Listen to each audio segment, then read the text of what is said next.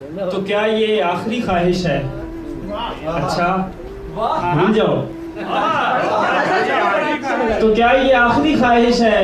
अच्छा, भूल जाऊं। जहां भी जो भी है तेरे अलावा भूल जाऊं।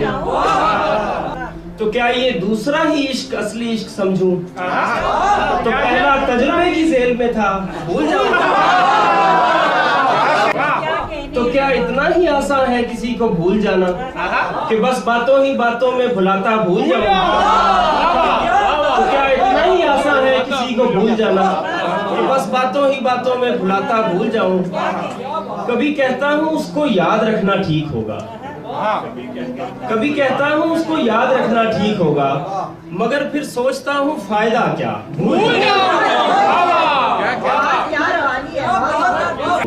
ये कोई कत्ल थोड़ी है कि बात आई गई हो, ये कोई कत्ल थोड़ी है कि बात आई गई हो, मैं और अपना नजरअंदाज होना भूल जाऊं। ये कोई कत्ल थोड़ी है कि बात आई गई हो, मैं और अपना नजरअंदाज होना भूल जाऊं। ये कोई कत्ल थोड़ी है कि बात आई गई हो, मैं और अपना नजरअंदाज होना भूल जाऊं।